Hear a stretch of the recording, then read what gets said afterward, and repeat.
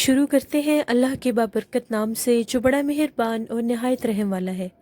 अस्सलाम वालेकुम लिसनर्स, मैं हूं आप लोगों की होस्ट नौशीन और मैं अपने चैनल पर अपने सभी सुनने वालों को वेलकम कहती हूं। लिसनर्स, कैसे हैं आप सब और मेरे चैनल की खौफनाक कहानियों को कितना एंजॉय करते हैं? अपना फीडबैक मुझे ज़रूर दें। आज आप लोगों के लिए मैं बहुत इंटरेस्टिंग हॉरर स्टोरीज लेकर आई हूँ जो मेरे लिसनर्स ने मेरे साथ शेयर की हैं। बढ़ते हैं आज की पहली खौफनाक कहानी की तरफ। ये खौफनाक कहानी मेरे साथ शेयर कर रही हैं मोहसिना बतूल। मोहसिना बतूल कहती हैं कि मैं आपके साथ मेरी अम्मी के फर्स्ट कज़न यानी मेरे मामू की ज़िंदगी में पेश आने वाली एक कहानी शेयर करना चाहती हूँ। मेरी अम्मी के जो कज़न थे यानी हमारे जो मामू थे वो शायर थे, वो मुशायरे करते थे। अक्सर मुशायरे करने के लिए उन्हें किसी न किसी जगह किसी न किसी गांव में लोग बुलाते थे और वो जाया करते थे। वो फुलरवान शरीफ के रिहायशी थे। एक दफ़ा ऐसा हुआ कि मेरे मामू किसी गांव में मुशायरा करके वापस आ रहे थे, अपनी साइकिल पर वापस आ रहे थे। वो गर्मियों की शाम थी। वो बिल्कुल एक वीराने की तरफ से गुजर रहे थे। जब वो उस रास्ते से गुजर रहे थे तो उनको इस तरह से महसूस हुआ कि वहाँ पर कोई है, किसी ने अपना आप उन पर जाहिर किया। जब उन्होंने गौर किया तो वो क्या देखते हैं, वहाँ पर एक दुल्हन के रूप में कोई औरत खड़ी है। वो उसके पास से गुजरने लगे तो उस औरत ने उन्हें रोका और कहा कि मेरी मदद करो, मुझे थोड़ा सा आगे जाना है तो मुझे अपनी साइकिल पर बिठा लो। मेरे मामू का नाम मज़हर हुसैन था। मामू ने देखा कि ये इतनी तैयार सजी धजी औरत है तो चलो इसकी मदद कर देता हूँ, वीराने में ये अकेली खड़ी हुई है। उन्होंने अपनी साइकिल पर उसको बिठा लिया। थोड़ा सा भी साइकिल चला रहे थे तो साइकिल बहुत ज़्यादा भारी हो गया।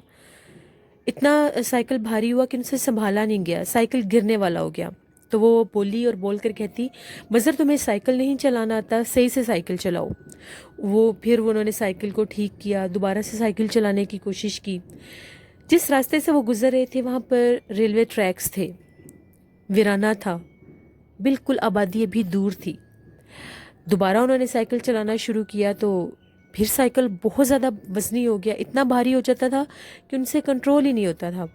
फिर वो साइकिल को संभालते संभालते फिर वो गिर गए। उसे फिर बहुत सा गुस्सा आया। वो गुस्से से बोली, तुम कैसे साइकिल चला रहे हो, सही तरह से साइकिल चलाओ। वो फिर उठे, उन्होंने माजरत की, वो फिर साइकिल चलाने लग गए। थोड़ा ही दूर एक कब्रिस्तान था। उसने ये कहा कि इस कब्रिस्तान के पास मुझे उतार दो। उन्होंने जो ही उसको कब्रिस्तान के पास उतारा उनका साइकिल बहुत ज़्यादा हल्का फुल्का हो गया। मेरे मामू जो थे उनके गले में एक तावीज़ था।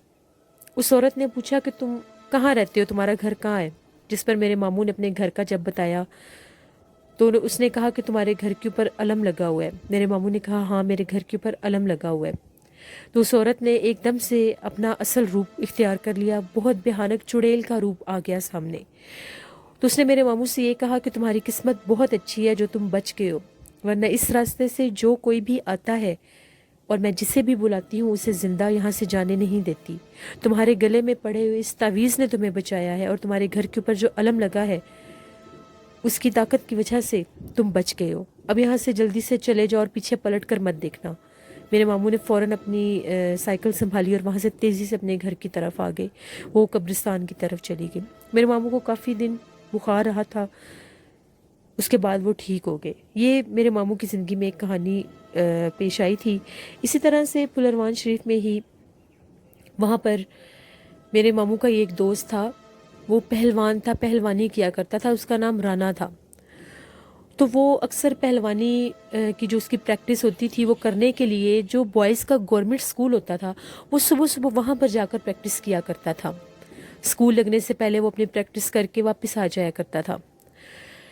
एक दफ़ा ऐसा हुआ कि गर्मियाँ ही थी तो लोग बहुत जल्दी जाग जाते हैं। फिर गांव के इलाकों में तो कल्चर ही ऐसा होता है कि लोग बहुत सुबह जाग जाते हैं। चांदनी रात थी, उसे इस तरह से महसूस हुआ जैसे फजर का टाइम हो गया है। उसने टाइम ना देखा क्योंकि वो फजर के टाइम ही जाकर स्कूल में कसरत किया करता था, प्रैक्टिस किया करता था अपनी पहलवानी की।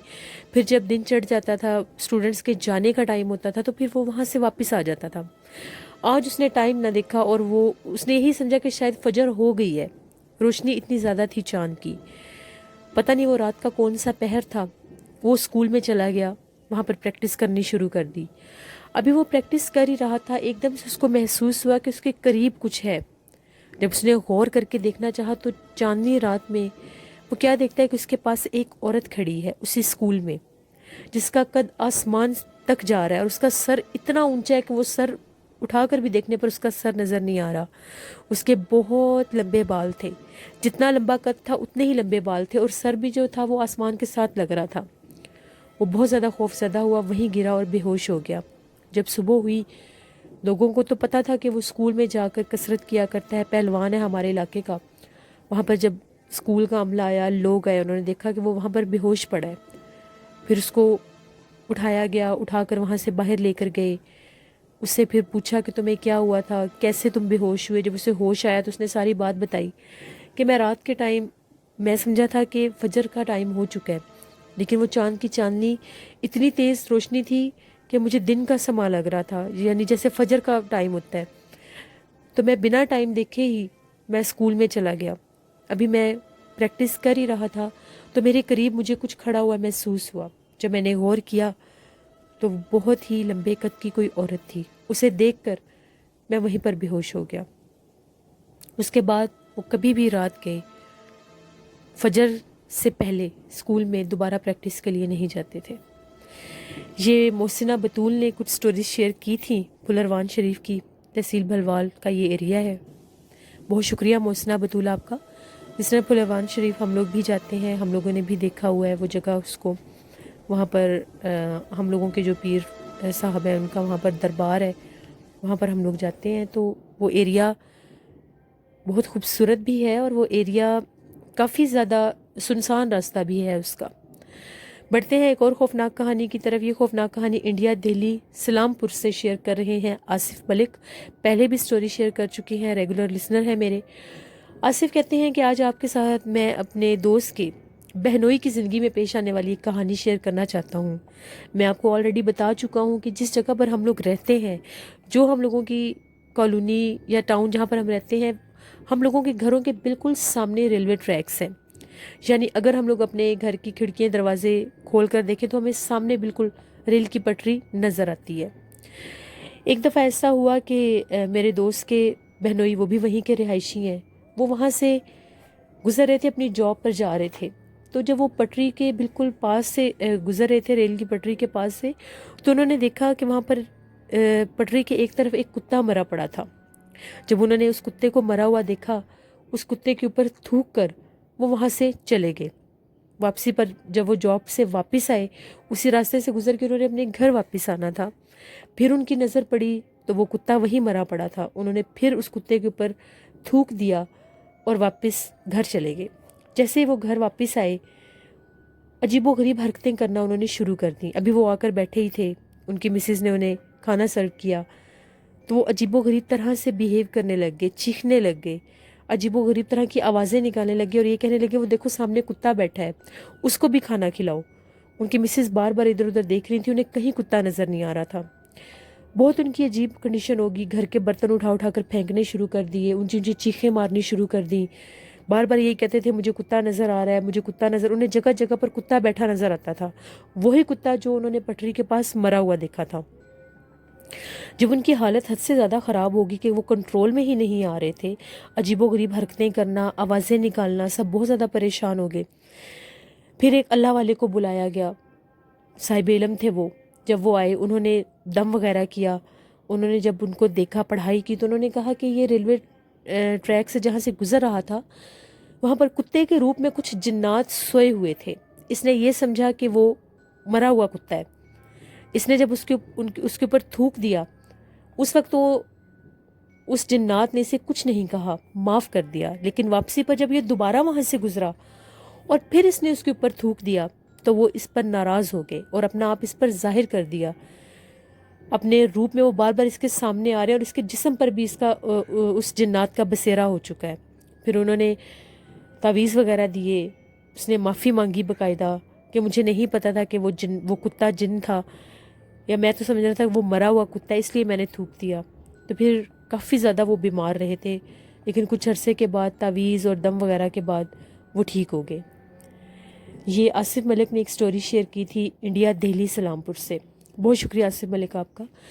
لسنر، میں تو آلریڈی آپ لوگوں سے یہ باتیں شیئر کر چکی ہوں کہ جنات مختلف روپ لے کر اپنا آپ ظاہر کرتے ہیں، ویران راستوں پر ویران سڑکوں پر جب کبھی ہم لوگ گزر رہے ہوتے ہیں، اکثر ہم لوگ دیکھتے ہیں کوئی کتا یا بلی مرے ہوئے پڑے ہوتے ہیں. ہم لوگوں کو آئیڈیا نہیں ہوتا کہ وہ ایک جانور ہے یا جنات جانور کے روپ میں ہے. تو پاس سے گزر جایا کریں. اگر کوئی اسمیل آ رہی ہو تو اپنے منہ کے اوپر رومال رکھ لیا کریں.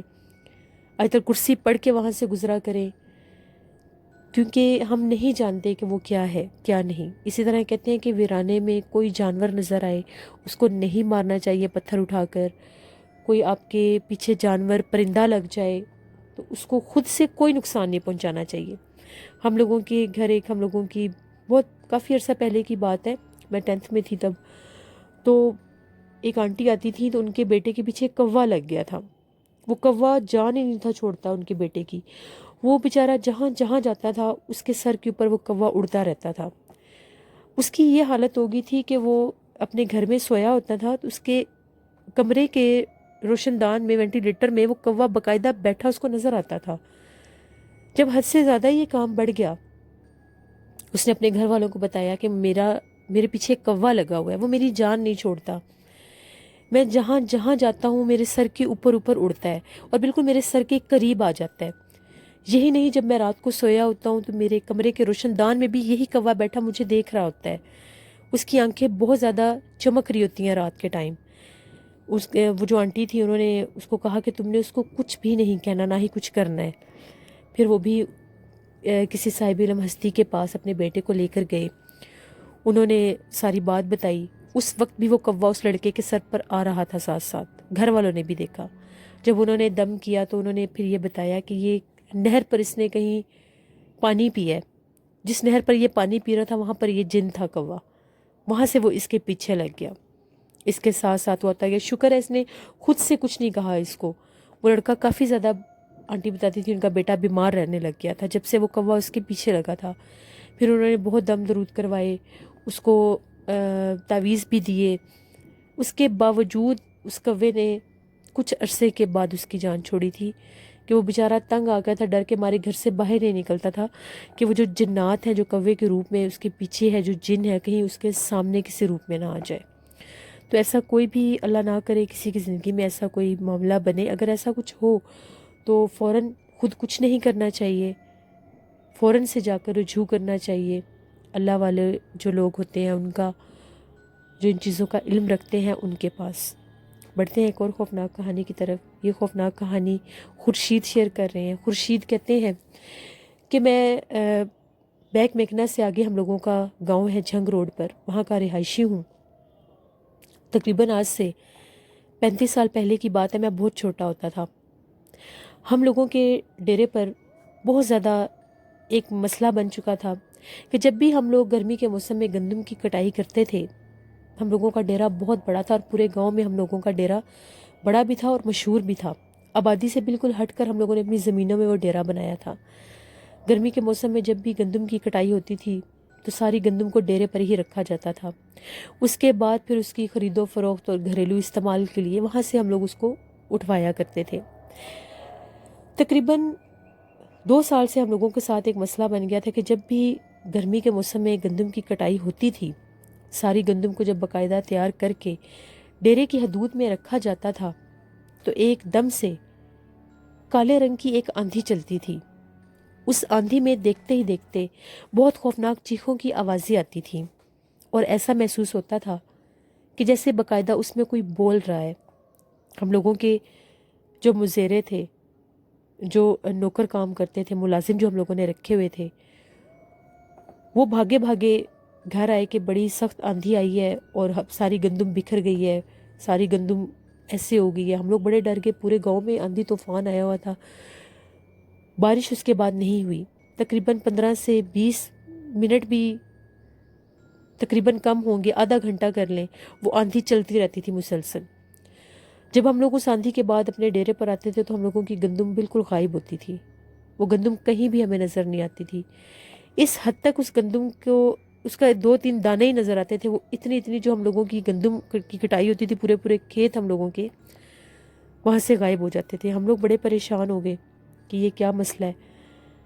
2 سیزن تقریباً ہمارے ساتھ ایسا ہی ہوا. ہم لوگوں کے دادا ابو زندہ تھے. دادا ابو نے کہا کہ یہ جنات ہوتے ہیں، جب بھی گندم کی کٹائی ہوتی ہے اس موسم میں بہت زیادہ آندھیاں چلتی ہیں. جنات کے پورے پورے خاندان ہوتے ہیں جو اپنا حصہ لینے آتے ہیں. جس موسم میں بھی، سال کے جس موسم میں بھی گندم کی کٹائی ہوتی ہے ان دنوں میں بہت زیادہ آندھی طوفان آتے ہیں. وہ آندھی طوفان کی شکل میں وہ جنات آتے ہیں اور وہ گندم کو اٹھا کر لے جاتے ہیں. ہم لوگوں نے 2 سیزن تو مسلسل ہم لوگوں کے ساتھ ایسا ہی ہوا. ہم لوگوں کے جو مزیرے تھے وہ بتاتے تھے کہ وہ جو جب آندھی آنا شروع ہوتی ہے اس میں چیخوں کی آوازیں اور کالے رنگ کے سائے نظر آتے ہیں اور وہ ایسا لگتا ہے کہ باقاعدہ کچھ بھاگتا ہوا آ رہا ہے ہوا کے ساتھ. تو وہ اپنی جان بچا کر وہاں سے بھاگ پڑتے تھے. جب تیسرا سیزن آیا تو ہم لوگوں نے گندم کی کٹائی کروائی. اس سے پہلے ہم لوگوں نے وہاں پر جو ہمارا ڈیرا تھا وہاں پر ہم لوگوں نے باقاعدہ کسی عامل صاحب کو لے کر گئے. ان کو ساری وہ جگہ دکھائی گندم کی کٹائی سے پہلے تیسرے سال. انہوں نے جب وہ ساری جگہ دیکھی تو انہوں نے یہ کہا کہ یہ جو آپ لوگوں کا ڈیرے والی جگہ ہے یہ بہت زیادہ اسیب زدہ ہے. یہاں پر بہت زیادہ جنات ہیں اور جنات کے پورے پورے خاندان ہیں. اس ایک ڈیرے پر اور اس کے ساتھ جتنا بھی پیچھے رقبہ ہے، جتنی بھی پیچھے زمینیں ہیں، کھیت کھلیان ہیں، ویران علاقے ہیں، وہاں پر بہت زیادہ سخت جنات ہیں. جب بھی آپ لوگ گندم کی کٹائی کرتے ہیں، آپ کے کھیت تیار ہو جاتے ہیں، آپ کی فصل تیار ہو جاتی ہے، وہ اس کی حفاظت باقاعدہ کرتے ہیں کہ فصل کو نقصان نہ ہو. جب آپ کی فصل تیار ہو جاتی ہے تو وہ اپنے حصے کے طور پر ساری گندم لے جاتے ہیں. پھر میرے دادا ابو نے کہا کہ اس کا کیا حل ہے، ہم لوگ کیا کر سکتے ہیں. ان پیر صاحب نے یہ کہا کہ ان جنات کے ساتھ باقاعدہ معاہدہ کرنا پڑے گا. وہ جو اللہ والے تھے، عامل تھے، جو وہ بہت پہنچے ہوئے تھے. انہوں نے یہ کہا کہ میں یہاں پر 7 دن پڑھائی کروں گا. 7 دن پڑھائی کے بعد جو کچھ بھی ہوگا میں آپ لوگوں کو بتاؤں گا. وہیں پر ڈیرے پر ان کے رہنے کا بندوبست کیا گیا. ان کی دیکھ بھال کے لیے بھی کچھ ملازم رکھے گئے جو ان کو ٹائم پر کھانا پانی ہر چیز دیتے تھے. 7 دن انہوں نے وہاں پر پڑھائی کی. وہ ہم لوگوں کے جو مزیرے تھے وہ بتاتے تھے کہ جب سے پیر صاحب نے وہاں پر پڑھائی شروع کی تھی پہلے ہمیں کبھی بھی ڈیرے پر ڈر نہیں لگتا تھا. اس کے بعد سے وہاں پر عجیب و غریب واقعات شروع ہو گئے. کبھی ایسا لگتا تھا کہ کالے رنگ کی کوئی بلی ہم لوگوں کے سامنے، ہم لوگ سوئے ہوتے تھے گرمیوں میں، صحن میں، آنگن میں سوئے ہوتے تھے، دیوار سے بلی چھلانگ لگاتی ہے اور ایک دم سے آنکھوں سے غائب ہو جاتی ہے. کبھی 2 سے 3 بلیاں دیوار پر بیٹھ کر روتی تھیں، آوازیں نکالتی تھیں، کچھ کر نہیں پاتی تھیں. کبھی ایسا لگتا تھا کہ ہم لوگوں کے پاس سے تیزی سے کوئی بھاگ کر گیا ہے. قدموں کی آہٹ آتی تھی. جب اٹھ کر دیکھتے تھے تو کچھ بھی نہیں ہوتا تھا. 2 سے 3 بار جہاں پر ہینڈ پمپ لگا ہوا تھا، نلکا لگا ہوا تھا، وہاں پر 2 سے 3 دفعہ کسی کو نلکا گڑتے بھی دیکھا. تو پیر صاحب نے، وہ جو عامل تھے، اللہ والے جو تھے، انہوں نے یہ کہا تھا کہ کچھ بھی ہوتا رہے تم لوگوں نے کسی چیز میں مداخلت نہیں کرنی. وہ 7 دن اپنا آپ ضرور دکھائیں گے، وہ آئیں گے، مختلف روپ میں آئیں گے. 7ویں دن کی رات تھی تو میرے دادا ابو بھی ڈیرے پر ہی سوئے. باہر آنگن میں میرے دادا ابو کی چارپائی تھی، ساتھ ان کے جو ملازم تھے ان کی بھی چارپائیاں تھیں. تقریباً آدھی رات کا ٹائم ہوا تو جس جگہ پر پیر صاحب نے عمل کرنا تھا، ایک کمرے میں انہوں نے کہا تھا کہ 7 دن انہوں نے اس کمرے میں بند رہ کر عمل کرنا ہے، کسی سے ملنا بھی نہیں. ان کے دروازے پر آدھی رات کے ٹائم دستک ہوئی. میرے دادا ابو نے دیکھا ایک آدمی سفید لباس میں ان کے دروازے کے باہر کھڑا تھا. انہوں نے جب چارپائیوں کی طرف دیکھا، ان کے سارے ملازم وہاں پر سوئے ہوئے تھے. میرے دادا ابو کو پتہ چل گیا کہ اب یہ جنات میں سے کوئی روپ لے کر ان سے ملنے آیا ہے. دیکھتے ہی دیکھتے دروازہ نہیں کھلا. اس نے، وہ جو اللہ والے عامل تھے، ان سے اس نے اجازت لی اور وہ دروازے کے آر پار ہو گیا. تقریباً 20-25 منٹ کے بعد وہی آدمی اس کمرے سے باہر نکلا اور ہم لوگوں کے ڈیرے کے دروازے تک گیا اور غائب ہو گیا. یہ منظر میرے دادا ابو نے خود دیکھا تھا. وہ وہیں پر آرام سے لیٹے رہے، انہوں نے کچھ بھی شور شرابہ نہیں کیا. وہ آدمی ان کی طرف آیا بھی نہیں اور اس نے ان کی طرف دیکھا بھی نہیں. چپ چاپ وہ آیا اور چلا گیا. اگلے دن پیر صاحب نے، یعنی وہ جو عامل تھے، انہوں نے بتایا میرے دادا ابو کو کہ وہ مجھ سے باقاعدہ ملنے آئے تھے. دادا ابو نے بھی انہیں بتایا کہ میں نے دیکھا تھا سفید لباس میں کوئی آیا تھا. انہوں نے کہا بالکل وہی تھے، وہ ان کے خاندان کا سردار جن تھا. یہ سارے مسلمان جنات ہیں، آپ کو کوئی نقصان نہیں دیں گے.